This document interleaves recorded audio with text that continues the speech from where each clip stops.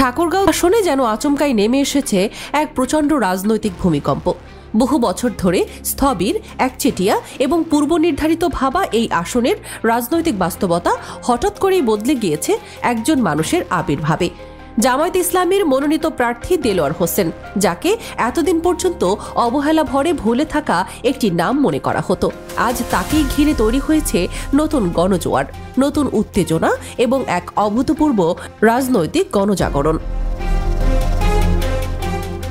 ঠাকুরগাঁওয়ের সাধারণ মানুষ, যাকে দীর্ঘদিন ধরে জীবন্ত শহীদ বলে সম্মান করে এসেছে, সেই দেলোয়ার হোসেন যখন মাঠে নেমে জনসমাবেশ করলেন, তখন দেখা গেল জনতার ঢল, যা শুধু বড় নয়, এলাকাবাসীর ভাষায় ঠাকুরগাঁওয়ের ইতিহাসে কখনো দেখা যায়নি। প্রায় 1.5 লক্ষ মানুষের ঢেউ মিলে যে উত্তাল সভা তৈরি হয়েছিল, তা মুহূর্তেই পুরো জেলার রাজনৈতিক সমীকরণ কাঁপিয়ে দেয়। সবচেয়ে বড় নাটকীয়তা হলো এই দৃশ্য দেখা গেছে এমন একটি জায়গায়, যা বিএনপির মহাসচিব মির্জা ফখরুল ইসলাম আলমগীরের নিজের এলাকা, যে আসনে তিনি বহু বছর ধরে দাপট দেখিয়েছেন।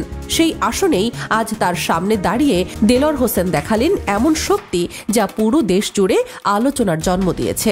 যে ঠাকুরগাঁও একসময় বিএনপি আওয়ামী লীগ রাজনৈতিক প্রতিদ্বন্দ্বিতায় সীমাবদ্ধ ছিল, সেখানে আজ হঠাৎ করেই পরিবর্তনের নতুন বাতাস বইছে।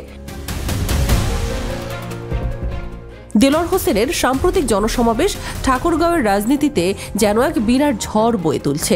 প্রত্যেক রাস্তায়, চায়ের দোকানে, বাজারে, কৃষকের হাট বাজারে এখন একটাই আলোচনা, ঠাকুরগাঁও নড়চড় হয়ে গেছে। বিশ্লেষকদের মতে এই জনসমাবেশ শুধু একটি রাজনৈতিক শক্তি প্রদর্শন নয়, বরং এটি স্পষ্ট করে দেখিয়ে দিয়েছে যে অঞ্চলের মানুষ তাদের পুরনো রাজনৈতিক অভ্যাস থেকে বেরিয়ে নতুন বিকল্প খুঁজছে। প্রায় 1.5 লক্ষ মানুষের উপস্থিতি কোনো সাধারণ ঘটনা নয়, এটি আসলে ভোটারদের দীর্ঘদিনের ক্ষোভ, বঞ্চনা ও নতুন নেতৃত্বের প্রতি আকাঙ্ক্ষার বিস্ফোরণ। এর মধ্যেই সবচেয়ে বড় বার্তা ছিল এই বিশাল সমাবেশের সাহস দেখানোর মানুষটি অন্য কেউ নয়, বরং সেই দেলোয়ার হোসেন, যাকে একসময় ভাবা হতো মির্জা ফখরুলের সামনে দাঁড়ানোর মতো শক্তিই নেই। কিন্তু বাস্তবতা দেখিয়েছে ঠিক উল্টো দৃশ্য। ফখরুলের প্রভাব যেখানে ধীরে ধীরে ক্ষীণ হচ্ছে, সেখানে দেলোয়ারের জনপ্রিয়তা উল্কা গতিতে বাড়ছে।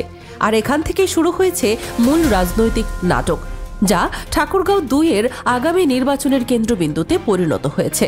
এখন বড় প্রশ্ন, মির্জা ফখরুল ইসলাম আলমগীরের মতো জাতীয় পর্যায়ের এক সিনিয়র নেতার জনপ্রিয়তা কোথায়? এই উত্তর খুঁজতে গেলে যেতে হয় তার দীর্ঘ রাজনৈতিক জীবনের ভেতরের বাস্তবতায়। জাতীয় রাজনীতিতে তিনি যতটা আলোচিত, নিজের এলাকায় ততটাই দূরবর্তী মনে হয় সাধারণ মানুষের কাছে। বহু প্রতীক্ষিত পুরাতন বিমানবন্দর চালুর প্রতিশ্রুতি বারবার দিলেও দৃশ্যমান কোনো অগ্রগতি আনতে না পারা স্থানীয়দের মধ্যে গভীর হতাশা ও ক্ষোভের জন্ম দিয়েছে। ভোটারদের মধ্যে প্রচলিত অভিযোগ, ক্ষমতা, পরিচিতি ও দলের প্রভাব থাকা সত্ত্বেও তিনি নিজের এলাকায় উন্নয়নে আন্তরিকতার পরিচয় দিতে পারেননি।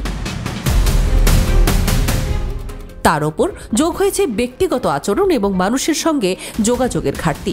এলাকার মানুষ মনে করেন ফখরুল সাহেব সাধারণ মানুষের থেকে অনেক দূরে, তিনি মাঠ পর্যায়ের মানুষের সঙ্গে খুবই কম মেশেন, সমস্যা শোনেন না এবং এলাকায় এসে এক ধরনের এলিট ভাব বজায় রাখেন। ফলে বছরের পর বছর ধরে তার এবং সাধারণ মানুষের মধ্যে এক অদৃশ্য দেয়াল তৈরি হয়েছে।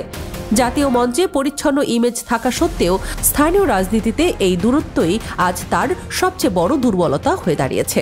এই দূরত্বই হয়ে উঠেছে দেলোয়ার হোসেনের সবচেয়ে বড় শক্তি, কারণ দেলোয়ার এই এক নামের ভেতরেই ঢুকে আছে মাটির মানুষের হৃদয়ের স্পন্দন। তিনি এমন একজন নেতা, যিনি গরিব, মধ্যবিত্ত, কৃষক, শ্রমিক সবার সঙ্গে একইভাবে মিশে যান, যার সঙ্গে মানুষের সম্পর্ক শুধু রাজনীতির নয়, বরং আত্মার, হৃদয়ের। কামার, কুমোর, তাঁতি, জেলে, চাষা, রিক্সা চালক, এই সব শ্রেণীর মানুষ দেলোয়ারকে দেলোয়ার ভাই বলে ডাকেন, কারণ তিনি তাদের দোরগোড়ায় গেছেন, মানুষের পাশে দাঁড়িয়েছেন, তাদের সমস্যার কথা শুনেছেন এবং সমাধানের চেষ্টা করেছেন। তিনি নেতা নন, মানুষের কাছে তিনি আপনজন। আর এই আপনজন পরিচয় গড়ে ওঠেনি 1 বছরে বা 5 বছরে, এটি এসেছে ত্যাগ, সংগ্রাম, অমানবিক নির্যাতন এবং মাটির মানুষের সঙ্গে গভীর বন্ধনের মাধ্যমে। ঠিক এই জায়গাতেই তিনি ফখরুলের সম্পূর্ণ বিপরীত চরিত্র। একজন মানুষ যখন মানুষের কষ্টে কাঁদেন, মানুষের দুঃখকে নিজের দুঃখ মনে করেন, তখন মানুষ তাকে শুধু ভোট দেয় না, তাকে হৃদয়ে জায়গা দেয়। দেলোয়ার হোসেন সেই জায়গাতেই আজ দাঁড়িয়ে আছেন।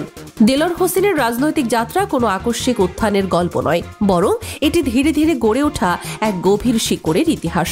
মাত্র ষষ্ঠ শ্রেণীতে পড়াকালীন সময়ে তিনি ইসলামী ছাত্র শিবিরের কর্মী হিসেবে যাত্রা শুরু করেন। এরপর ঠাকুরগাঁও সরকারি কলেজে সেক্রেটারি, রাজশাহী বিশ্ববিদ্যালয় শিবির সভাপতি, পরে সংগঠনের কেন্দ্রীয় সভাপতি। এক ধাপ করে তিনি উঠে এসেছেন শীর্ষ নেতৃত্বে। তার শিক্ষাগত যোগ্যতা তাকে আরও পরিণত করেছে চিন্তা চেতনায়। এরপর স্থানীয় রাজনীতিতে আমির, মহানগর দক্ষিণের সহকারী সেক্রেটারি এবং সর্বশেষ কেন্দ্রীয় মজলিসে শুরার সদস্য। এই সবকিছুই দেখা যায় তার উত্থান কোনো কাকতালীয় ঘটনা নয়, বরং এটি দীর্ঘদিনের সংগ্রাম, দক্ষতা এবং নেতৃত্বের স্বীকৃতি। দেলোয়ার হোসেনের জীবনের সবচেয়ে আলোচিত অধ্যায় হল তার ওপর চালানো রাষ্ট্রীয় নির্যাতনের ইতিহাস। 2013 সালের আন্দোলনে যখন তিনি শিবিরের কেন্দ্রীয় সভাপতি হিসেবে দেশের ছাত্র সমাজকে সংগঠিত করেছিলেন, তখনই তিনি পরিণত হন তৎকালীন সরকারের প্রধান টার্গেট হিসেবে। রাজনৈতিক প্রতিহিংসা চরিতার্থ করতে তাকে তুলে নিয়ে যাওয়া হয়, আর রিমান্ডের নামে যে অমানবিক নির্যাতন করা হয়েছিল তা দেশের মানবাধিকার আন্দোলনকারীদের চোখেও এক ভয়ঙ্কর অধ্যায় হিসেবে নথিভুক্ত। ডিবির স্যাঁতস্যাঁতে কক্ষে টানা 60 দিনের বেশি সময় ধরে যেসব নির্যাতন, মারধর, ঘুম, বঞ্চনা এবং শারীরিক অত্যাচার তার ওপর চালানো হয়েছিল তা শুনলে আজও মানুষের হৃদয়ে শিউরে ওঠে। তাকে একেবারে মেরে ফেলতে পারেনি সরকার, কিন্তু তাকে ভাঙার চেষ্টা ছিল নির্মমভাবে স্পষ্ট। এরপর প্রায় 5 বছর কারাগারে দীর্ঘ বন্দিত্ব, 107টি সাজানো মামলা সবই ছিল তাকে রাজনীতি থেকে সরিয়ে দেওয়ার ভয়ঙ্কর প্ল্যানের অংশ। কিন্তু আশ্চর্যের বিষয় হলো এই নির্মমতা দেলোয়ারকে ভেঙে দেয়নি, বরং আরও দৃঢ় করেছে। জনগণ তাকে কেন জীবন্ত শহীদ বলে সম্মান দেয় তার সঠিক উত্তর লুকিয়ে আছে এই ত্যাগ, নির্যাতন আর অটল অবস্থানের ইতিহাসেই। দেলোয়ারের এই নির্যাতিত অতীতেই আজ তাকে ঠাকুরগাঁও 2 আসনের সাধারণ মানুষের চোখে এক আলাদা মর্যাদায় দাঁড় করিয়েছে। ভোটাররা বলছেন, একজন মানুষ যিনি নিজের জীবনের ঝুঁকি, নির্যাতন, অপমান, কারাবাসের ভয়কে পাত্তা না দিয়ে আদর্শ ধরে রেখেছেন এবং মানুষের অধিকার নিয়ে লড়াই করেছেন, তিনিই প্রকৃত নেতৃত্বের যোগ্য। অন্যদিকে মির্জা ফখরুল ইসলাম আলমগীরের রাজনৈতিক ক্যারিয়ারে কখনো এমন দীর্ঘ কারাবাস বা ভয়ঙ্কর নির্যাতনের মুখোমুখি হতে হয়নি। তিনি আন্দোলনের শীর্ষে থাকলেও মাঠের মানুষের কষ্ট, ভয়, বেদনা খুবই কম স্পর্শ করেছে। এই 2 নেতা একজন ক্ষমতার কাছে কখনো মাথা নত করেননি, অন্যজনকে ভোটাররা দেখছেন অনেকাংশে ক্ষমতার হিসাব নিকাশে সীমাবদ্ধ।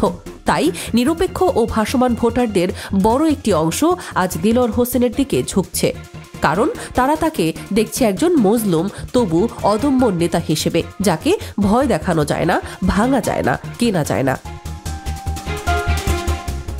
আরও বড় একটি কারণ হলো দেলোয়ার হোসেন শুধু রাজনৈতিক নেতা নন, তিনি উন্নয়ন ও মানবিকতার প্রতীক হয়ে উঠেছেন। দীর্ঘ নির্যাতনের পরও তিনি মানুষের মাঝে ফিরে এসে একই উদ্যমে এলাকার সাধারণ মানুষের পাশে দাঁড়িয়েছেন। কখনো অসহায় পরিবারের সাহায্য, কখনো শিক্ষার্থীদের সহায়তা, আবার কখনো চিকিৎসা সংক্রান্ত দুর্দশায় পাশে দাঁড়ানো। তিনি তার অবস্থানকে মানুষের বাস্তব সমস্যার সমাধানের হাতিয়ার হিসেবে ব্যবহার করেছেন।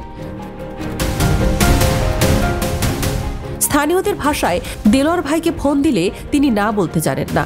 তার এই মানবিকতা রাজনৈতিক জনপ্রিয়তাকে শুধু বাড়ায়নি, বরং তাকে মানুষের ঘরের লোক বানিয়েছে। সেই জায়গায় মির্জা ফখরুলের দূরত্ব, উন্নয়ন ব্যর্থতা এবং এলাকার প্রতি অবহেলার অভিযোগ এখন তাকে কঠিন চ্যালেঞ্জের মুখে ফেলেছে। রাজনৈতিক বাস্তবতা বলছে, ঠাকুরগাঁও 2 আসনে যে ভূমিকম্প নেমে এসেছে তার কেন্দ্রবিন্দুতে আছেন শুধু একজন মানুষ, দেলোয়ার হোসেন। তিনি শুধু ফখরুলকে চ্যালেঞ্জ করেননি, তিনি পুরো জেলার রাজনৈতিক ইতিহাসকেই নতুন করে লিখতে শুরু করেছেন।